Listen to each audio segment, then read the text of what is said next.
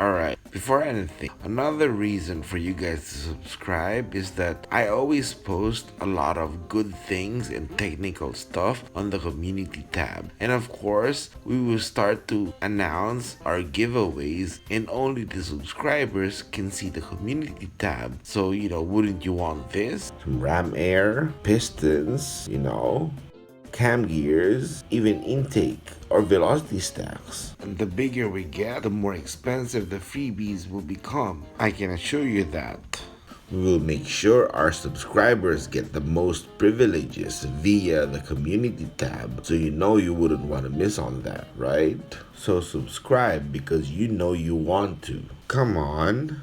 Now we talk about intake manifold porting, be it CTR or ITR, which is the same. We know we hear about it all the time, but only a few are willing to do it because it takes a lot of time, and even more so, only a few could actually do it properly that makes more power and actual gains, And we'll show you dyno examples of actual work that we've done, and of course, discuss more on intake runner, taper, and why some ITBs worked and some not as good, alright? And also we got a surprise for you. It's about the H3 AutoWorks street race that they did, which had the manifold that we first ported way back in 2008. So let's go.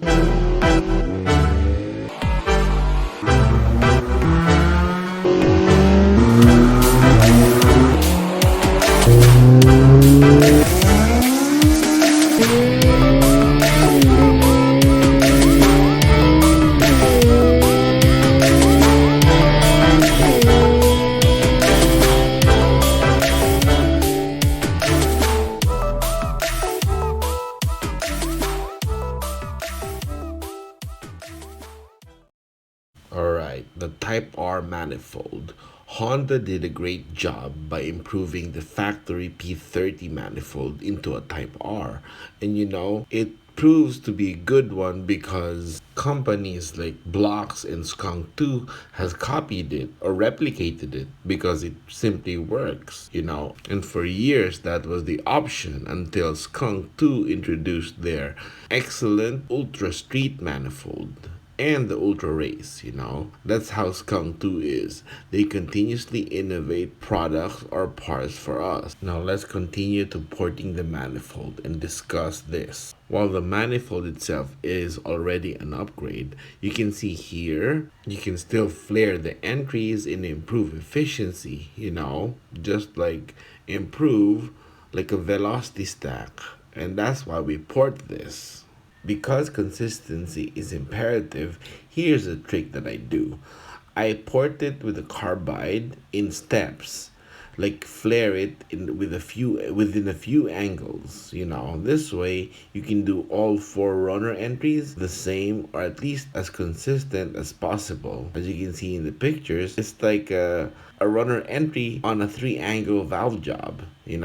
What's up? And once you get all those consistent, you start smoothing it out. You gotta do this with the understanding that flaring the entries can increase the size, therefore taper of the overall runners. And speaking of taper, this is the TWM 54mm ITB. And you can see it's considered big. And sadly, that is why they said the Gen Vs are small. But when you think about it, this is why a lot of disappointments happen. Because look, the TWM 54mm butterflies are here. And when you look at it, there's not much taper, right? So it's basically a 54mm runner then into the port. Now let's compare to this. The Gen V 48mm ITB. And you can see the throttle butterfly is just here, right? And you can see it's really tapered. If the throttle butterfly is here at 48mm and the TWM is up here, if you factor in the taper or the runner taper, it's not so big, right? So look, and in this section, the Gen Vs are actually bigger than the TWM at around 58mm. Okay, so to understand the importance of taper, you have to visualize this with me. Okay, so let's talk about the momentum or charge momentum. With enough taper, you gain a lot more airspeed, and that converts into momentum. And as you think about it, as the piston travels up, your intake valves are still open. And the problem with it is, as the piston travels up, it tries to push back the intake as reversion. But with enough taper, you gain enough momentum that you can fight that. And this is how it gets to above 100% efficiency. It's very difficult, but very, very possible. Now you see how much you are missing without a ported intake manifold, even fuel efficiency. Okay, now let's go back. As you can see here, we have smoothed the steps or the angles. So this way we can see how consistent they are. And you can see it's really flared like a velocity stack, right? And here's with better lighting. You can see it's really, really good and tapered well. We actually finished this with a 120 grit just to see how smooth it gets. And now you can see it's still unfinished all the way in the runners. Now on here is the finished product. You can see we completed the taper and even on the entries. You can see it's all the way. It's really good. Look, now that's gonna be efficient, right? Now to further emphasize on charge momentum on taper, let me show you some dyno sheets. Now this is a B20 VTEC with 1-up pistons and Skunk 2 Pro 2. As you can see, the peak power is around 8.5, but if you look at past 9,000 RPM, it's not fully dropping off, right? It's trying to carry it over longer, all the way to almost past 9,500 RPM. So this, we have the shift point set at 9,700. This way, it runs better and faster, I mean, you can shift it at 9,000 RPM, but the RPM pickup point is a lower power range. Whereas if you shift it to 9,700, you're right at the peak power. So the pickup is really, really strong. And here's another one. It's a B18 stock block with the blocks B cams. As you can see, the peak power is around 8,800 RPM. That's high for such a small cam, right? But look, it's almost at 10,000 RPM and the power is still not dropping off like a rock. This actually, we have it shifted at 9,700 RPM. The owner, lacking traction, ran 13.4 with just a 2.4 60-foot time. So imagine if he could have pulled a 2.2 60-foot second time, he would have probably run 12.9, right? And that's on a stock B18 block, street tires, and pump gas. It's crazy.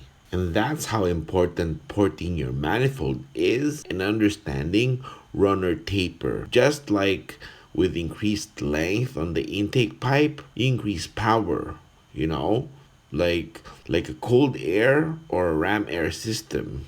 To further emphasize on what we're talking about, this is another B18 with a blocks B.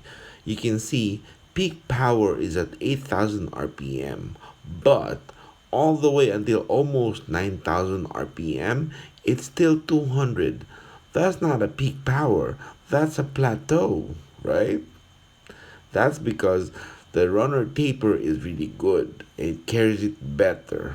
Just like in this drawing that we did, you can see the runner taper is gradual and actually good, right? And theoretically, this is how it would look if you increase taper. And look, it's still tapered, but the volume of air on the intake is increased. So when you think about it, as you stack air, even the piston goes up, you can still push it for increased volumetric efficiency. You increase the stacking of air with velocity, like a velocity stack. Yeah. Anyways, onto the street race later, we will show you the dyno graph of the H3 AutoWorks B16. On a different ITR manifold, you can see how the increased taper is, right? And that's gonna flow even better with increased volumetric efficiency, right? Now this one is a P30 B16 manifold. You can see how much improvement. And this is a Victor X. Because it has a short runner, you can see we can keep increasing taper for improved efficiency. Because as the short runners are, but if you can increase the taper, it's gonna evoke a long runner, right? Okay. If you guys remember this mini me that we did, that you can click here if you don't remember it, this D15B7 actually received a porting manifold like this, or a porting upgrade on their manifold. And you know what? The owner said the mid-range that he needed from a 1600 block, he already got it right now with the manifold, and even more top end. So when you think about it, it's definitely worth it, right? Now going back to runner taper. This is the H3 AutoWorks B16, the street race. That you can see 9,000 to 10,000 RPM is still good. And here's what everyone's waiting for, and we'll try to narrate this. This is a street race between H3 AutoWorks and Kanzai Performance. Kanzai, the owner, Mike, I know, and he's really good, he's a good guy. The story with this is Kanzai's B16 ran 13 flat. So when you think about it, that's really fast. That's still fast now and even faster back then. So this grudge race or this street race had a $2,000 amount of bet. If it is big now, imagine how big that is back then. I was a college kid that that started to port manifolds and heads, and I was an H3 AutoWorks customer. I'm a good friend of Bong Hilario.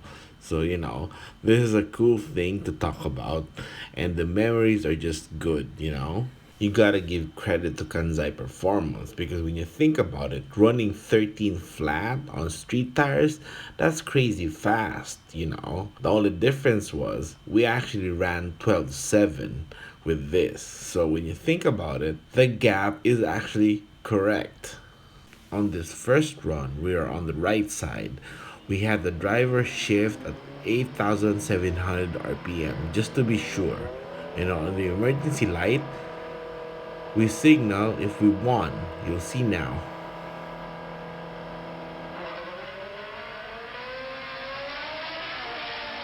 Just about now.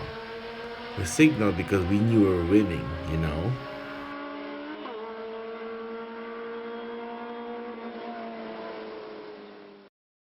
On to the second run, we actually just told the driver to just shift it at the maximum 10,300 RPM. And you can see by second gear, we turned on the emergency light because we already won.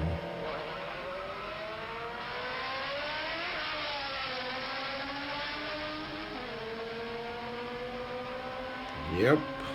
As you can see, that's how important charge momentum is, and most importantly, shifting at the right RPMs.